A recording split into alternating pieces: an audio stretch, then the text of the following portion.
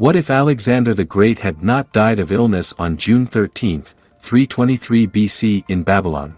Surely he would have undertaken new campaigns of conquest, including those to the west. How would world history have turned out in such a case? This question is asked not only by modern fans of alternative history. Even in antiquity this theme was used for school exercises in rhetoric, and the greatest Roman historian Titus Livius devoted several pages of his work to it. Unlike the Roman patriot Livy, who predicted the great Macedonian imminent defeat at the hands of the proud sons of Romulus, modern historians are more inclined to give the palm of primacy to Alexander. Let us try to imagine in whose direction the scales would have tipped.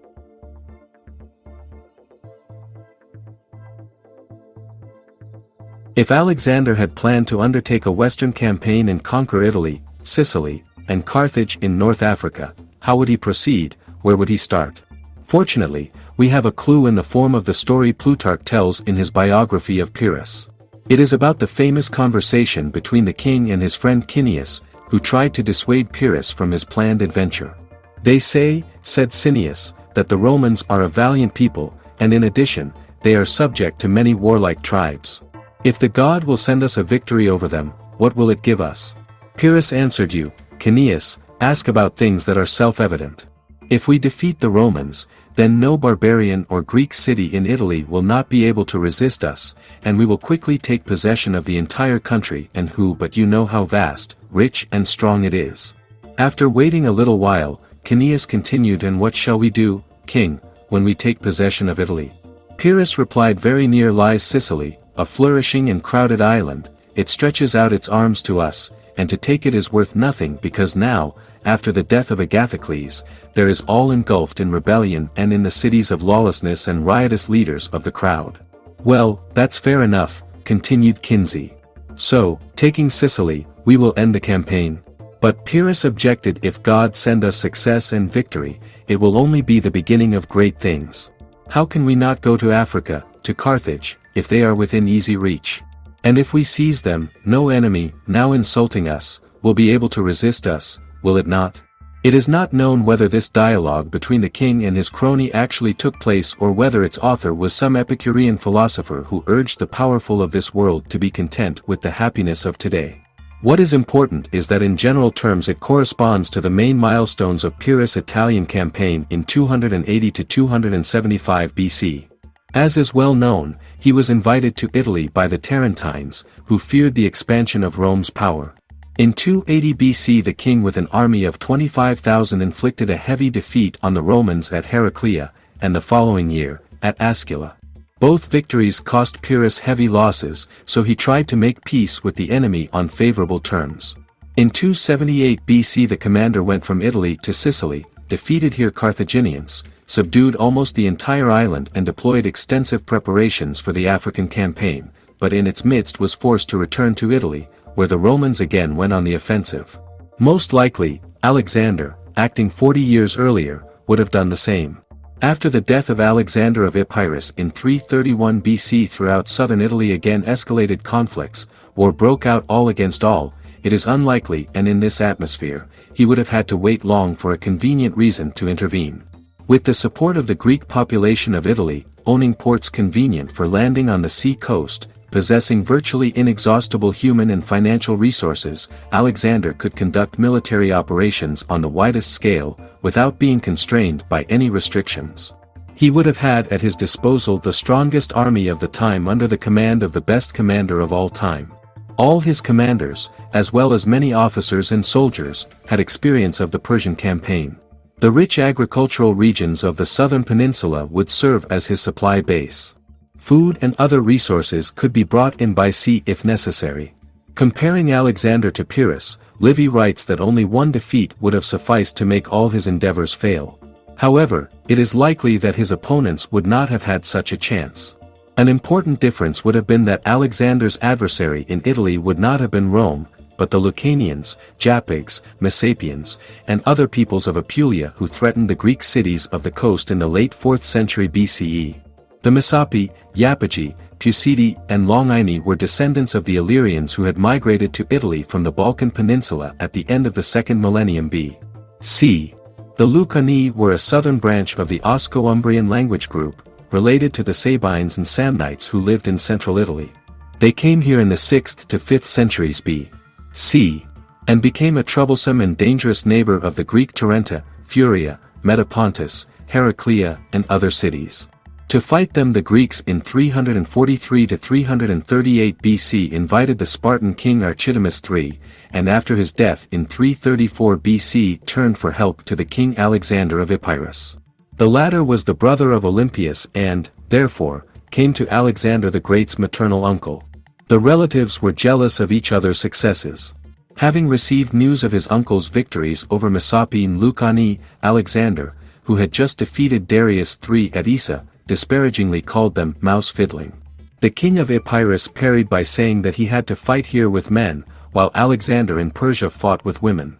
It is not known how it would have ended, if Alexander of Epirus did not get into an ambush Lucans near Pandosia and did not die in 331 BC. For a long time the Greeks did not know about Rome and its military successes. Only victories over the Samnites during the wars of 326 to 304 and 298 to 290 BC made the Romans known in southern Italy as well as beyond. In 291 BC they brought out the colony of Venusia, which was located on the border of Samnium, Lucania and Apulia. Soon afterward, the Greek Furies appealed to Rome for protection against Lucanian attacks.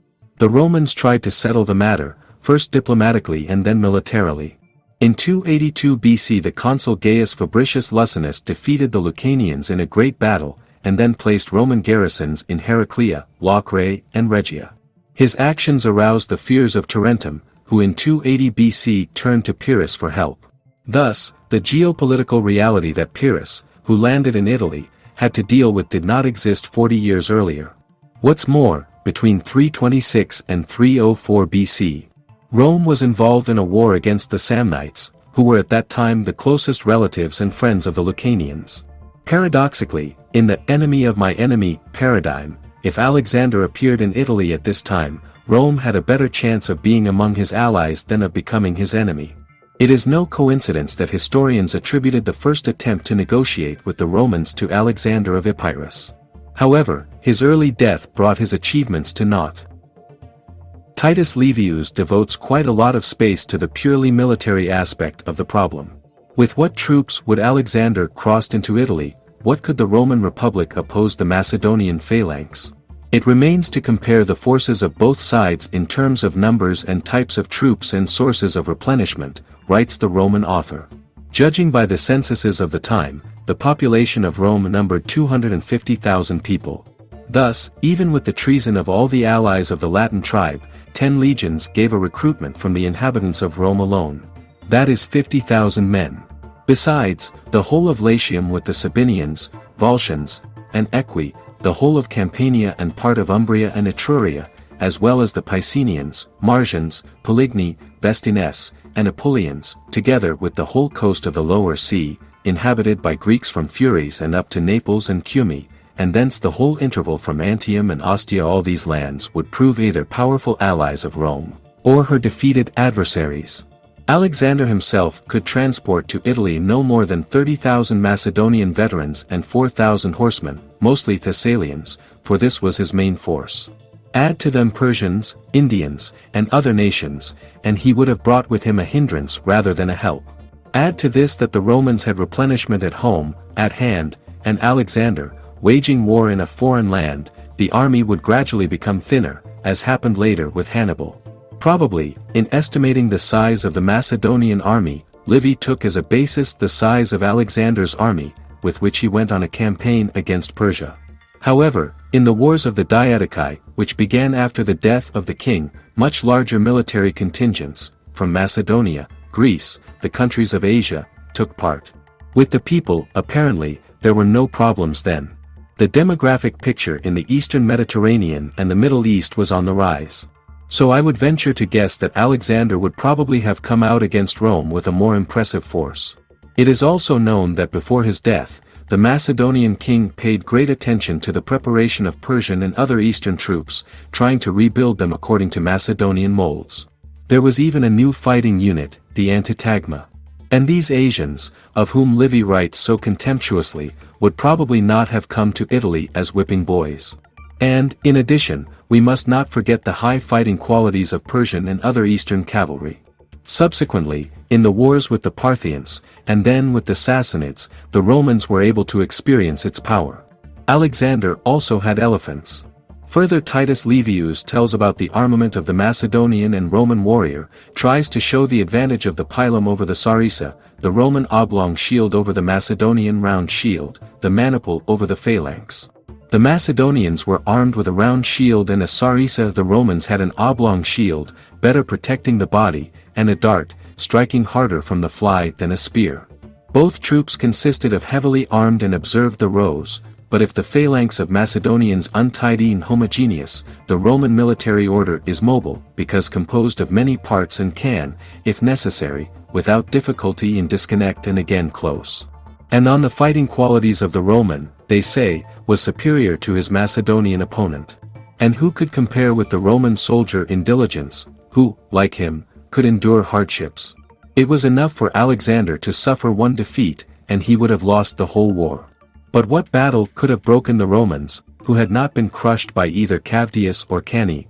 And even if the beginning of the campaign was successful, still more than once would have to Alexander, remembering the Persians, Indians and humble Asia, to admit that so far he has had to fight with women. Of course, Livy was a Roman patriot, and he could not allow even a hint of Macedonian victory. Hence such a biased assessment. Roman historian does not say a word about the tactical genius of Alexander, allowing him time after time to outplay the numerically superior opponent, and his opponents were not at all women, as Livy puts it. Telling about the phalanx, the historian omits the heavy Macedonian cavalry, hetaira, which repeatedly became the main argument of the Macedonian king on the battlefield. Suffice it to recall the Battle of Gavgamela. Finally, extolling the resilience and diligence of the Romans, able to win the war even after a catastrophically lost battle, the historian denies this to the Macedonians. Yes, Alexander did not have his Cannae, no one managed to organize them for him. But his guys with long spears in the hardest campaigns in Central Asia and especially in India showed no less fortitude, diligence and heroism than the Romans.